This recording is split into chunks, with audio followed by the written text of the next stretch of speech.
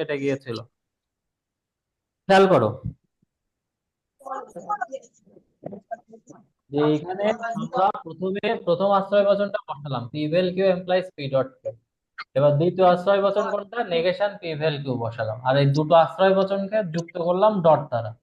যুক্ত করার পরে এখানে যেহেতু আমি একবার কি থার্ড ব্র্যাকেট ইউজ করছি, সেজন্য এদেরকে বলাই দেওয়ার জন্য এখানে আমরা সেকেন্ড ব্র্যাকেট ইউজ করলাম। সেকেন্ড ব্র্যাকেট ইউজ করার পরে এমপ্লয়িজ দিয়ে সিদ্ধান্ত নেগেশন পি ডট লিখলাম।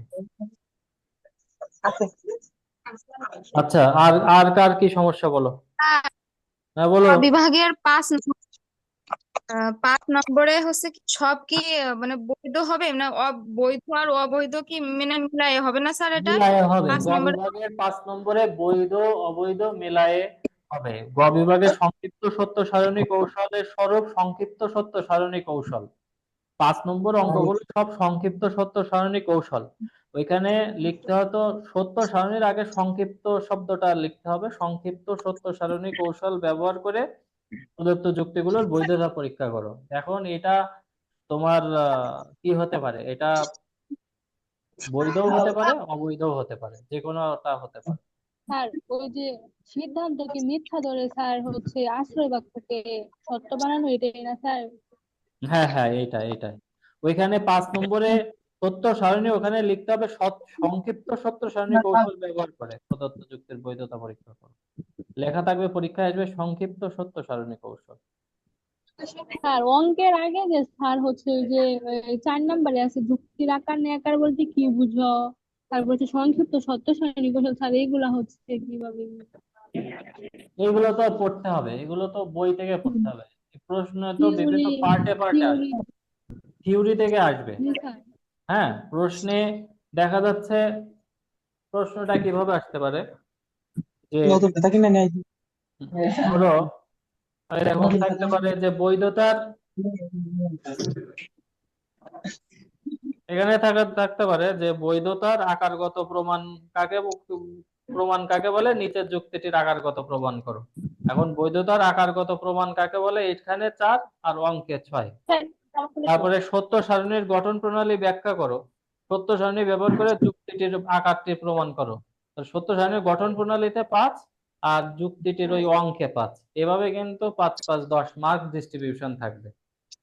তো এই জন্য এইগুলো খেয়াল করতে হবে। যেমন শর্তমূলক প্রমাণ, এখানে কি বলেছে, এখানে শর্তমূলক প্রমাণ কাকে বলে, শর্তমূলক প্রমাণ বলতে কি বুঝো, নিচের যুক্তিটির বৈধতার একটি শর্তমূলক প্রমাণ গঠন করো। এখন অঙ্কে 6 আর শর্তমূলক প্রমাণ কাকে বলে, ওইখানে হচ্ছে 4, মিলায়ে 10। আবার পরোক্ষ প্রমাণের স্বরূপ কি, যুক্তিটির বৈধতার একটি পরোক্ষ প্রমাণ করো। তার মানে এখানে 4 এখানে 6, 4 আর 6 10। এভাবে কিন্তু অঙ্ক বা সংক্ষিপ্ত সত্য সারণী কৌশল কাকে বলে, 18 নম্বরে সংক্ষিপ্ত সত্য সারণী কৌশল ব্যবহার করে। 15 নম্বর অঙ্কটা দেখো, 15 নম্বর অঙ্কটাতে কি বলেছে, সংক্ষিপ্ত সত্য সারণী কৌশল ব্যাখ্যা করো, সংক্ষিপ্ত সত্য সারণী কৌশল ব্যবহার করে নিচের যুক্তিটির বৈধতা পরীক্ষা করো। তো সংক্ষিপ্ত সত্য সারণী কৌশলে অঙ্কে হচ্ছে 4 আর বৈধতা পরীক্ষা করো, ওইখানে হচ্ছে 6, 4 আর 6 10। এইভাবে স্যার খ কিন্তু বিভাগে হুম স্যার খ বিভাগের হচ্ছে যে 20 নম্বর যে স্যার ওইটা হচ্ছে যে বলয়ের যে বন্ধনী গুলা যে আছে স্যার, ওইগুলা কি ওই যে লাস্টে কিভাবে কি করবো স্যার? আমি আপনাকে একটা ছবি দিছিলাম 20 নম্বরে কোনটা? স্যার, যে প্রথমটাই স্যার। হ্যাঁ, 20 নম্বরের প্রথমটাই কি পাচ্ছ না? বিশ স্যার নম্বর কিন্তু ওই যে বন্ধনী গুলা স্যার হ্যাঁ, বন্ধনে কি, যখন দুটোর মান একটাতে পরিণত হবে তখন আর ইয়া হবে না। স্যার হ্যাঁ বলো, তখন আর স্যার ওই তখন 4 4 নম্বরটা একটু সাজানোটা একটু দেখাই দেন তো একটু স্যার। এই যে 15 কি দিয়েছেন 15 4 নম্বরটা স্যার।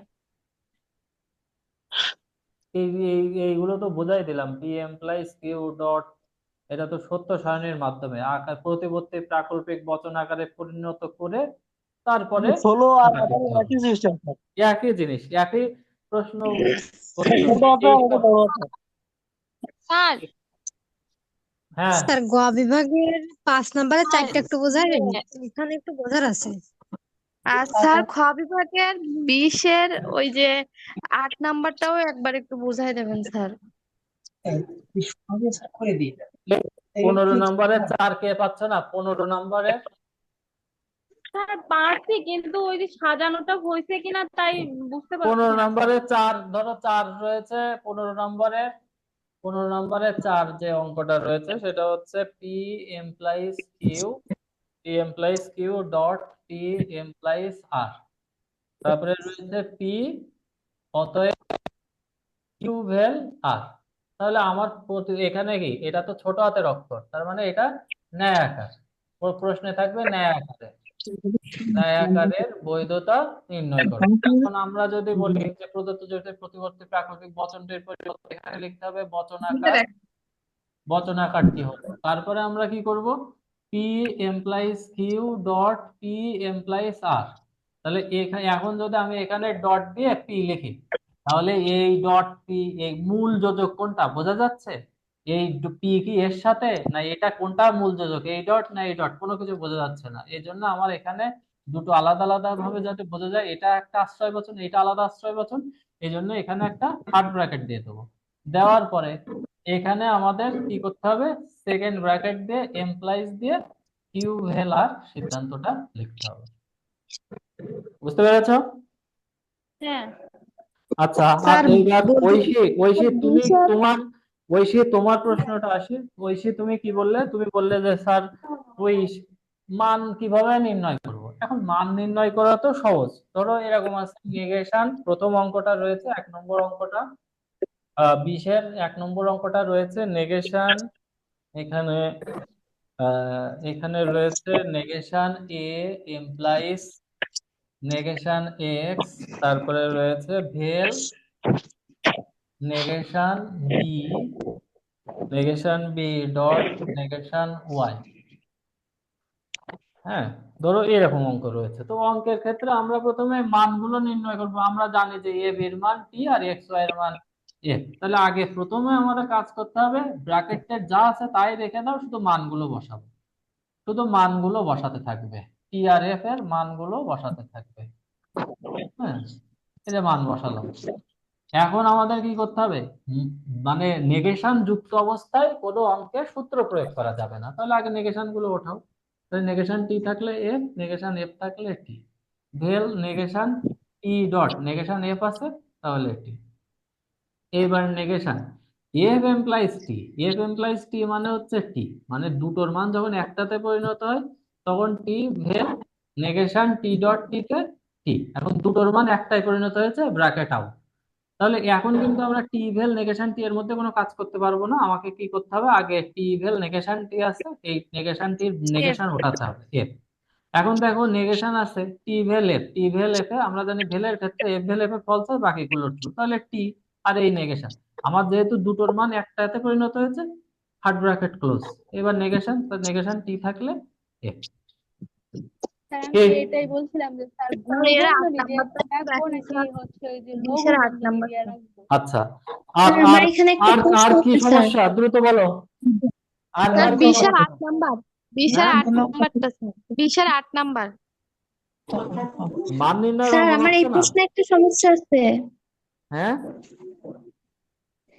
স্যার, স্যার হ্যাঁ বলো, তোমরা মান স্যার নির্ণয়ের এই যে অঙ্কে যে নেগেশন থাকে, এই ক্ষেত্রে ব্যাখ্যা কিভাবে লিখবো স্যার? যে নেগেশন টি, এই ক্ষেত্রে ব্যাখ্যার ক্ষেত্রে তুমি কিভাবে লিখবো লিখবা স্যার যে নেগেশন? প্রদত্ত বচনটি একটি নিষেধক বচন। যদি নেগেশনটা ব্র্যাকেটের আগের একদম এইটাই হচ্ছে মূল মান, সর্বশেষ মান নেগেশন, তার মানে এটা হচ্ছে একটা প্রদত্ত বচনটি একটি নিষেধক বচন।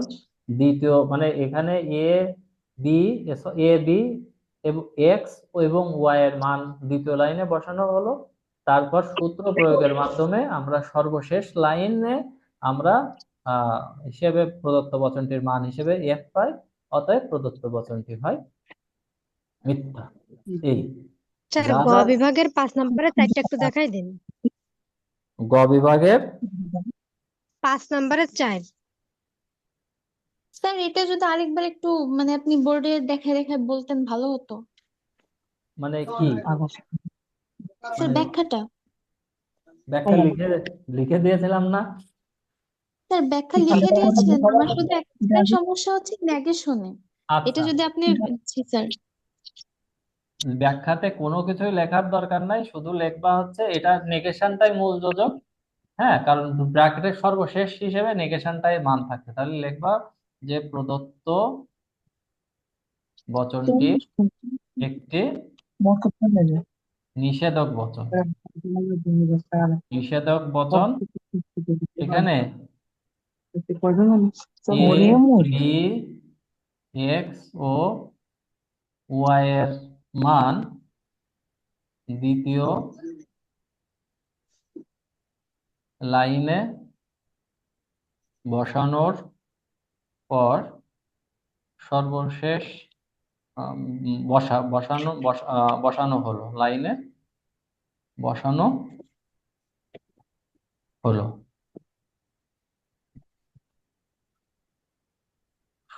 ধারাবাহিকভাবে ধারাবাহিকভাবে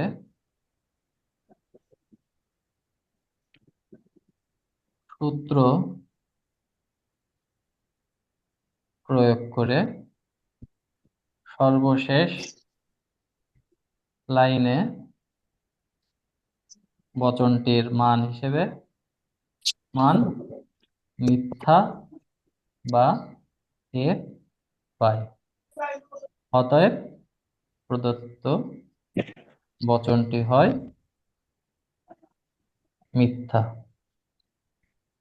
এই স্যার আমরা তো এটা অন্যভাবে লিখেছি। আচ্ছা, যেভাবে লেখো এক এক সময় আমি এক এক ভাবে লিখি, এখন তোমাদের লিখলেই হলো। সহজ করে যেটা স্যার এখানে মূল যোজক ভেল না, না, মূল আমরা তো যোজক তো লিখেছি নেগেশন। প্রদত্ত যৌগিক বচনটি হয় আরে বৈকল্পিক মূল বচন। যোজক তো নেগেশন না, ওই ভেল না। এখানে মূল যোজক নেগেশন, একদম নেগেশন সবার আগে বাইরে রয়েছে ব্র্যাকেট দিয়ে, হার্ড ব্র্যাকেটের আগে রয়েছে। আচ্ছা, স্যার এগুলো বাদ দিয়ে অন্য কিছু নিয়ে আলোচনা করেন তো।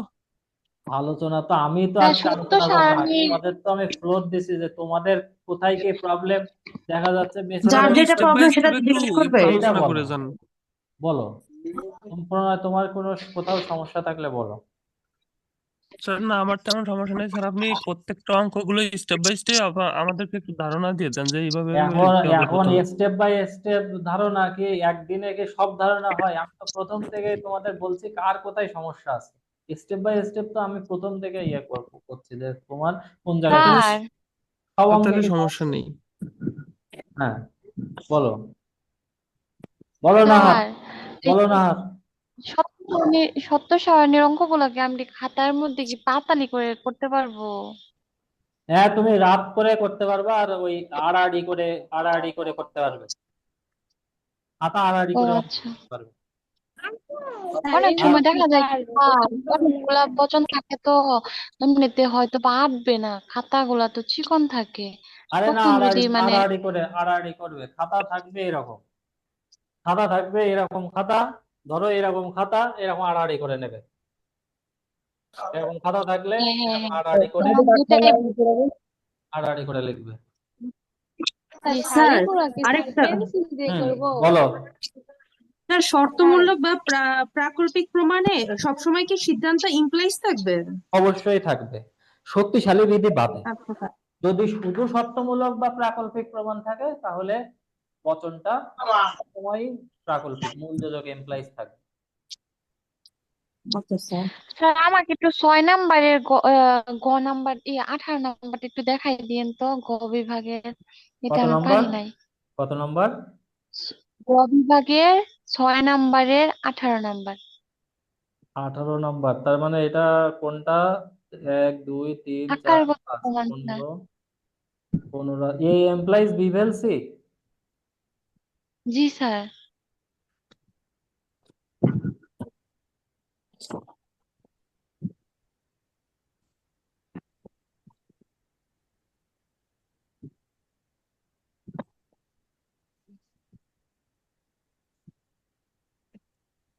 আসলে সবাই স্কেল নিয়ে যাবে, স্কেল নিয়ে যেতে যেন ভুল হয় না। আজকেই ক্লাস করার পরে তোমাদের যে ফাইল ব্যাগ আছে ওই ফাইলের মধ্যে স্কেল ঢোকায় রেখে দেবে। স্যার সারিগুলো কি স্যার পেন্সিল দিয়ে করবো না কলম দিয়ে করবো? এই এখন পেন্সিল দিয়ে করলে তো পেন্সিল হয়ে যেতে পারে। পেন্সিল দিয়ে করলে পেন্সিলের চাপে পড়ে পেন্সিল নষ্ট, পেন্সিলের কালি উঠে যেতে পারে। তুমি কলম দিয়ে করবে, বল পয়েন্ট কলম দিয়ে লিখবে। এটা পারো নাই নাহার? নাহার এটা পারো নাই? না very sad, sir. Very sad. আচ্ছা, জি এখন স্যার। আকারগত প্রমাণ গঠনের ক্ষেত্রে আমাদেরকে কি করতে হবে? আমাদের প্রথমে 1 নম্বরকে আমরা যদি এ এমপ্লাইজ, আমরা যদি এটা করি, এটাকে যদি ডিএন করি বি এর, তাহলে নেগেশন নেগেশন বি। আচ্ছা, ডিএন করার দরকার নাই, আমরা এটাকে করি, এটাকে ট্রান্স করি। ট্রান্স করলে নেগেশন বি ভেল সি এমপ্লাইজ নেগেশন এ। 1 নম্বরকে কি করলাম? 1 নম্বরকে ট্রান্স করলাম।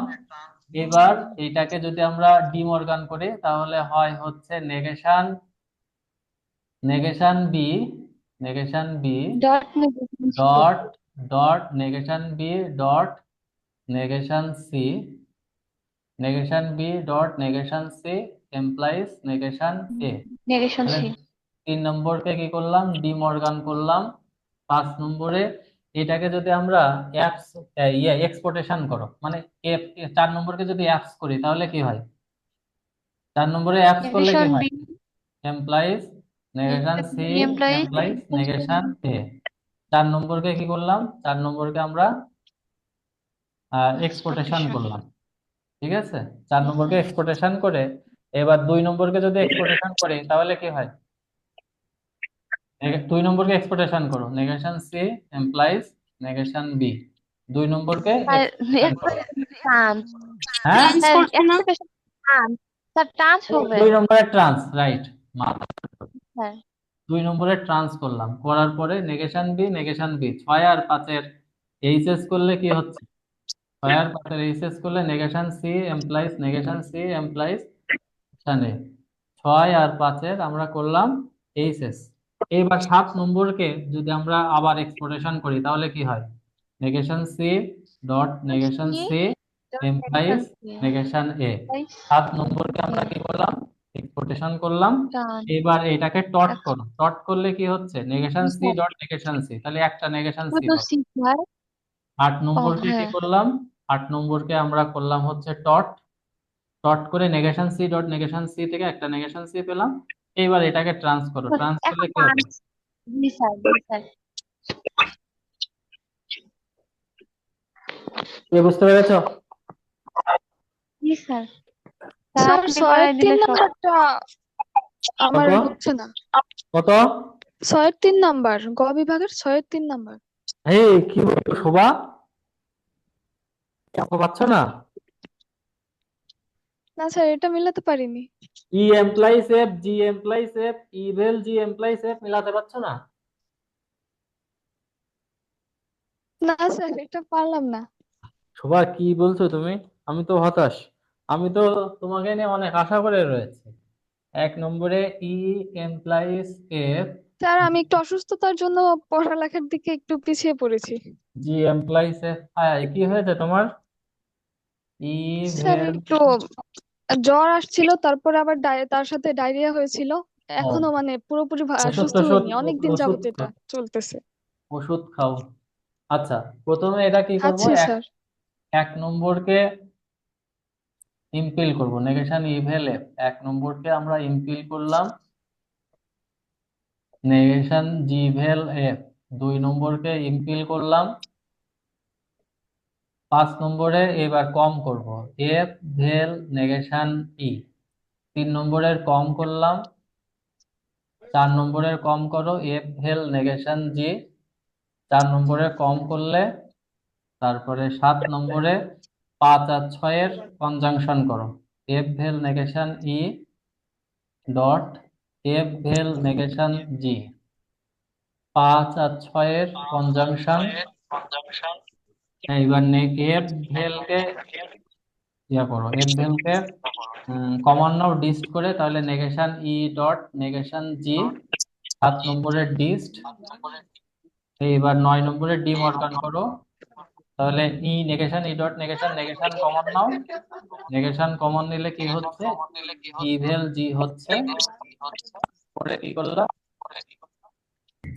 সরি ডিমর্গান, ডিমর্গান করলে এবার এটাকে কম করো, নেগেশন ইভেল জি ভেল এফ, 9 নম্বরকে কম করলে তারপরে এটাকে যদি ইমফিল করা ইনফিল হয় তাহলে ইভেল জি এমপ্লাইজ এফ, 10 নম্বরকে আমরা কি করলাম, ইমফিল করলে আমাদের সেই কাঙ্ক্ষিত সিদ্ধান্তটা একই।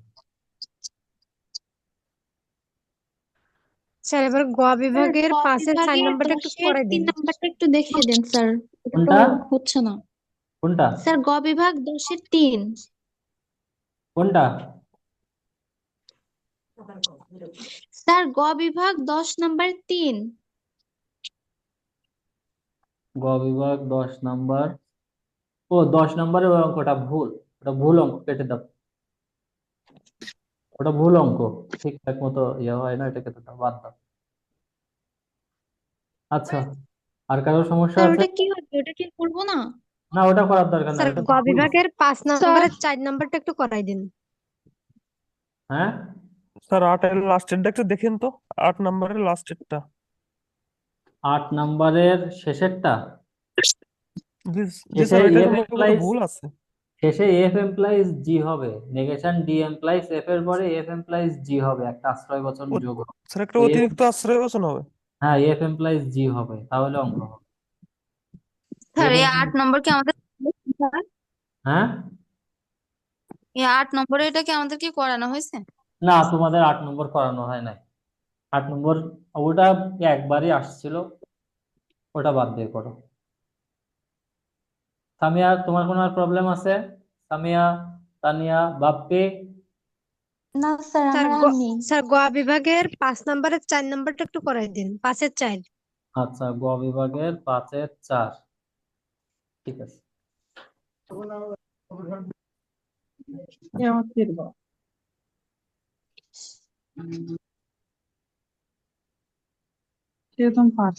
গ বিভাগের 5-এর 4, পি এমপ্লাইজ, এটা তো সংক্ষিপ্ত সত্য সারণীর মাধ্যমে করতে হবে। শোনো, ওইখানে প্রশ্নেই লেখা থাকবে সংক্ষিপ্ত সত্য সারণী কৌশল ব্যবহার করে, স্যার স্বরূপ ওইটা ব্যাখ্যা করার বুঝছি, শুধুমাত্র ওই পরে নেগেশনের ওই, মানে ব্র্যাকেটের বাইরে যে নেগেশনটা আছে ওইটাই মান কোন জায়গাতে নেবে ওইটা বুঝতে পারতেছি না।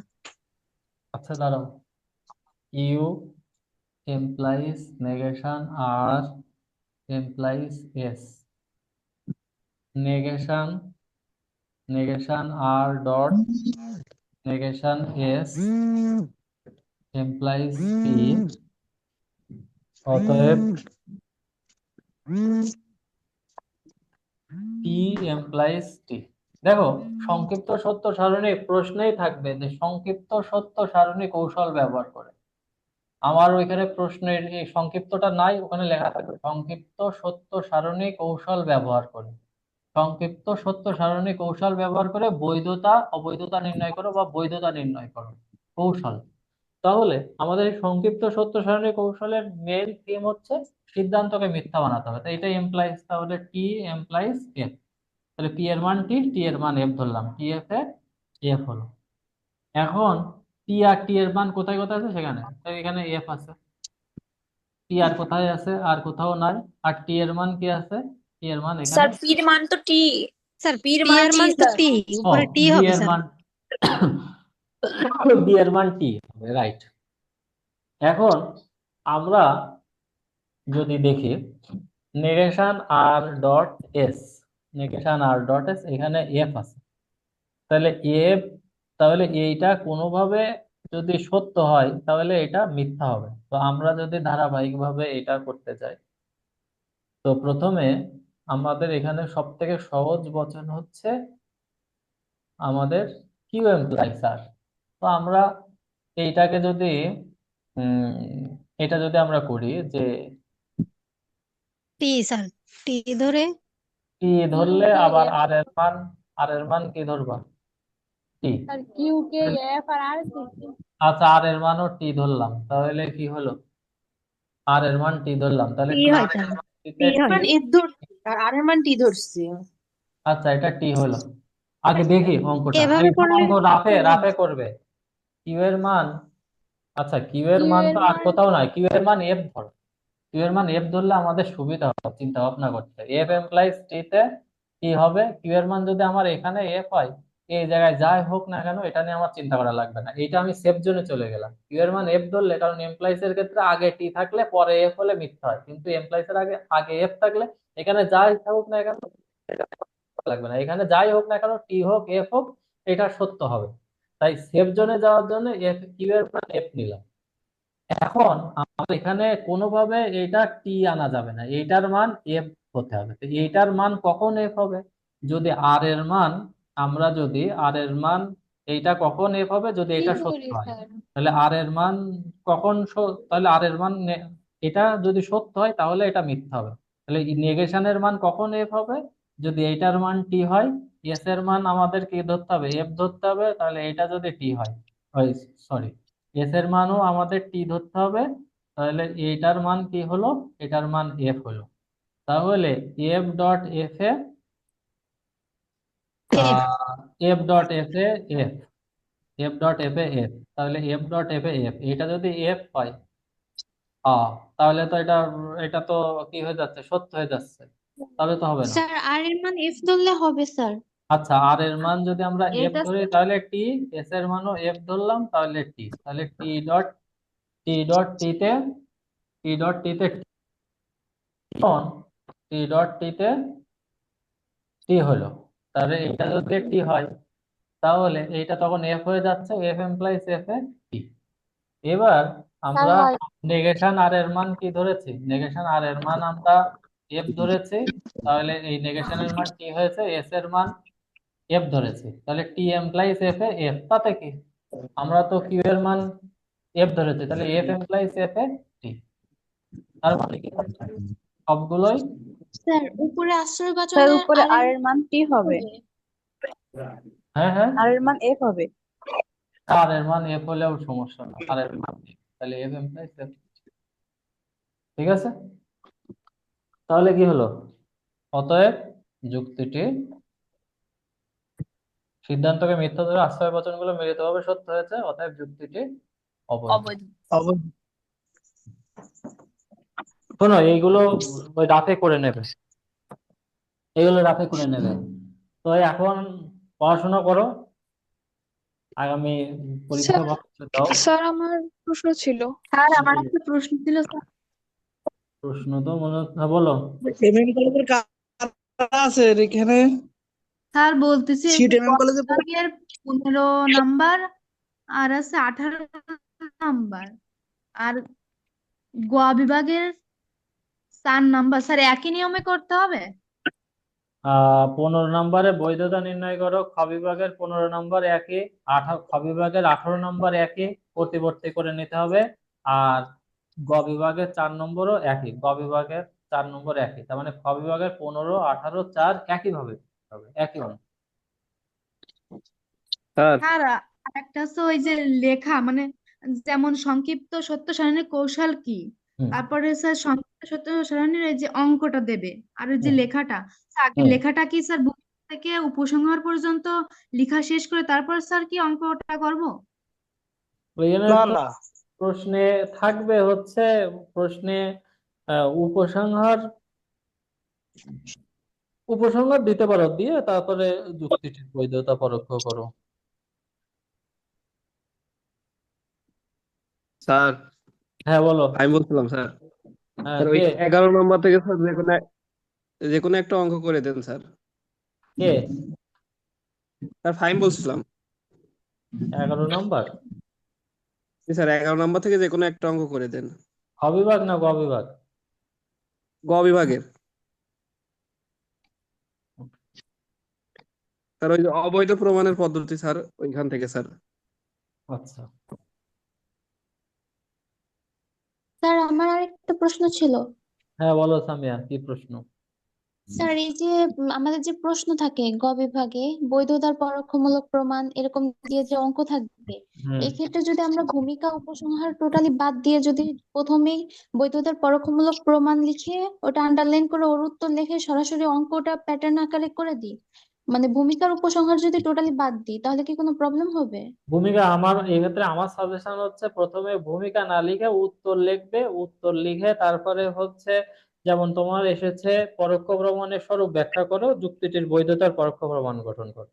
তুমি প্রথমে ভূমিকা লিখবে না, তুমি উত্তর লিখবে, তারপরে পরোক্ষ প্রমাণ দিয়ে তারপরে সেটাকে কুলন দেবে, কুলন দিয়ে আর একটা মানে প্রথমে উত্তর লিখবে, পরে প্যারা করে আর এক প্যারাতে পরোক্ষ প্রমাণের স্বরূপ লিখে কুলন দেবে, দিয়ে ওখানে আবার পরোক্ষ প্রমাণ কাকে বলে লিখবে, তারপরে লিখবে যে হচ্ছে প্রদত্ত যুক্তি প্রদত্ত, তারপরে হচ্ছে পরোক্ষ প্রমাণ গঠন, তারপরে হচ্ছে ব্যাখ্যা, ব্যাস কাহিনী শেষ। জি। তাহলে আর উপসংহারের প্রশ্ন ওকে আর স্যার। আসবে না। হুম আচ্ছা আর স্যার আমার প্রশ্ন হচ্ছে যে এই হুম অতি সংক্ষিপ্ত গুলো নিয়ে এগুলো নিয়ে খুবই ভয় আছে স্যার, যে আপনি কি- যেগুলো দিছেন এগুলো থেকে হুম, আসবে নাকি, মানে বুঝতে পারতেছি না। এগুলো তো প্রিভিয়াস আসলে কোশ্চেনে হচ্ছে এগুলো যে স্বয়ং দেখলাম যে আল্লাহ তাআলা এক জানেন, সালেরটা আরেক সালে এগুলো আল্লাহ আরেক তাআলা সালে দুই জানেন, তিনটা আসছে। কর্তা জানেন।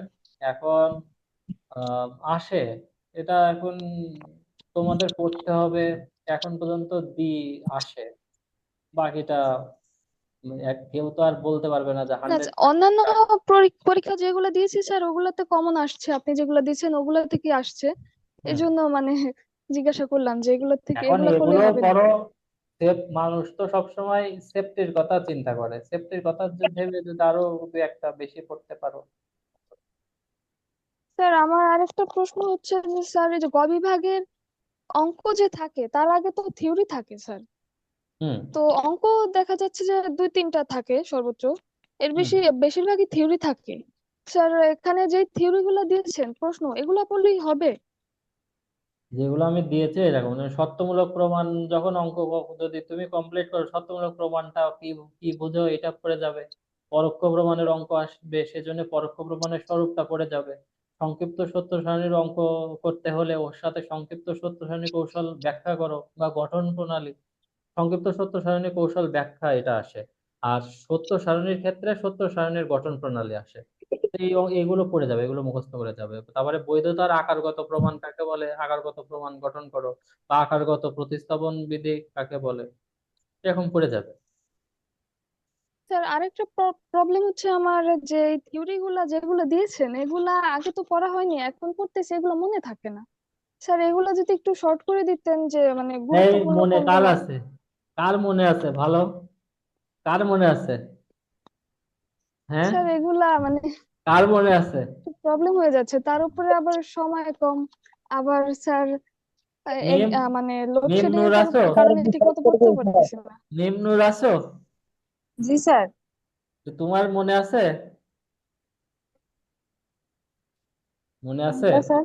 তুমি তুমি যে খ বিভাগের প্রশ্নগুলো পড়েছো তোমার মনে আছে তো নাকি? সব বিভাগের প্রশ্ন? মানে ক বিভাগের অতি সংক্ষিপ্ত প্রশ্ন। স্যার আমি পড়ছিলাম, মনে নাই কিছু, এখন আবার পড়তে এখনো হবে। সব পড়িনি। আচ্ছা, কেউ যদি মুখস্থ করে স্যার ফেলে, সমস্যা হচ্ছে কি যে এক একটা জায়গায় এক একটা ভাবে প্রশ্ন দেওয়া আছে, মানে লেকচারে একরকম, তারপরে হচ্ছে দিগদর্শনে একরকম, আবার ব্যতিক্রমে একরকম, তো এই জন্য গুলাই যাচ্ছে সবকিছু, যে এখানে ভুল না সঠিক সেটা নিয়ে একটু কনফিউজ। গাইড বইয়ে সব ভুল, গাইড বইয়ে সব উল্টো পাল্টা দিয়ে রাখছে। এই জন্য মনে করেন যে স্যার ঝামেলা হয়ে যাচ্ছে যে তো সেই জন্য চাইলে শুধু শীটের গুলো পড়ে যায়।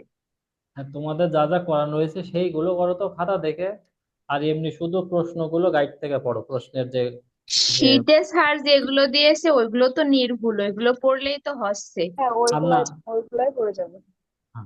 হ্যাঁ সেটাই, আমি তাই চিন্তা করলাম। এই তাসনিম, তাসনিম জি জাগা, স্যার। তুমি তো এরকম চুপ করে লুকায় আছো কেন? তোমার তো কোনো কথাই আমি শুনতে পাচ্ছি না। স্যার প্রশ্ন তো সবই করে ফেলতেছে, আমি আর ওর ভিতরে আমার উত্তর খুঁজে নেওয়া হয়ে গেছে, এই জন্য আর কিছু বলা হয়নি। আমার ছেলে খালি বলছে যে, তাসনিম কই, তোমার খোঁজ, তোমার খোঁজ করে। হ্যাঁ, দেখি তাসনিম আমি মাঝে মাঝে এক্সামে, আসবা। মাঝে মাঝে এসে শুদ্ধ বাবুর সাথে খেলা করে যাবা। তুমি কথা বলে শুদ্ধ আসছে, তাসমিমের সাথে কথা বলবে, বলো কি বলবে বলো। তাসনিম দেখা দাও স্যারের ছেলের সাথে। আজকে একটু হ্যালো বলে দে একটু। হ্যালো তোমার টুট্টু বাবু, দেখতে চলে কোথায় আসছে, তুমি? তোমার ওই যে দেখতে ওই যে চলে ওই আসছে, ও তোমার দেখতে অনেক, তুমি কি খাওয়া দাওয়া করা হয়ে গেছে তোমার? তুমি বলো। স্যার আমি তো দেরি করে চলে আসলাম। হ্যাঁ স্যার স্যার সোহান একটু লেট করে ফেলছে স্যার। হ্যাঁ, সোহান কোচিং এ স্যার যখন পড়ছে তখন আধা ঘন্টা দেরি করে আসে, এখানে 1.5 ঘন্টা দেরি করে আসছে। ওগুলা 1.5 সব ঘন্টা। কোনো জায়গায় বিষয় না, ওর কাছে নর্মাল। তো আচ্ছা আমরা ক্লাসে যাই। আহ স্যার হ্যাঁ বলো। স্যার ইউআই এর পূর্ণরূপ যে ইউনিভার্সাল ইনস্ট্যান্সিয়েশন দেওয়া যায়, এটার আগে হ্যাঁ কি প্রিন্সিপালস অফ বসাতে হবে? হ্যাঁ, প্রিন্সিপাল অফ ইউনিভার্সাল ইনস্ট্যান্সিয়েশন লিখবা।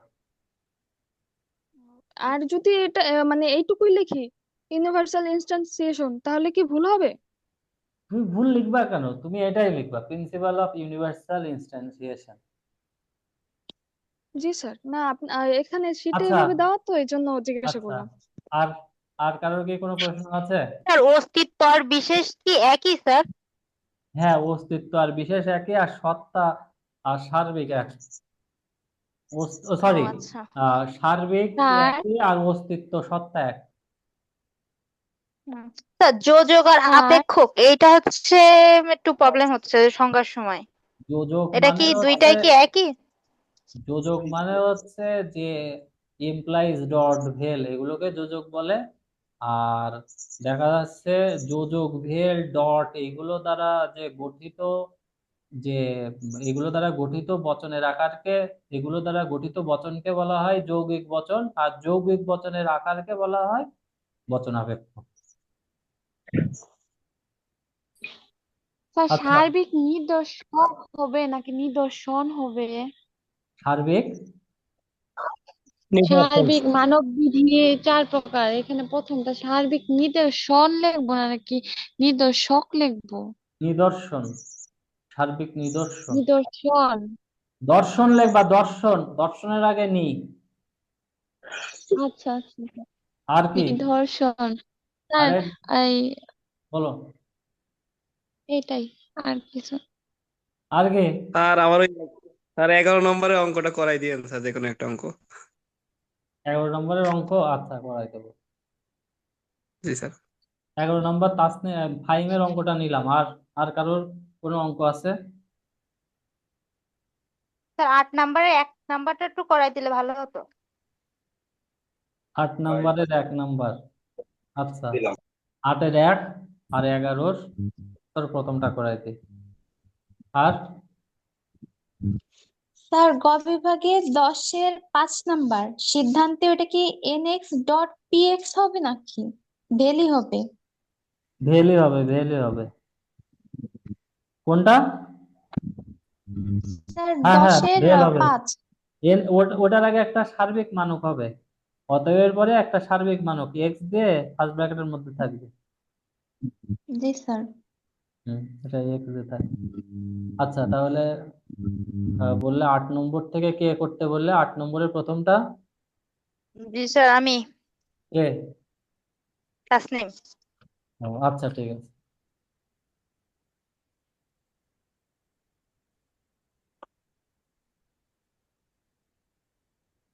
এখন আবার কেটে যাবে।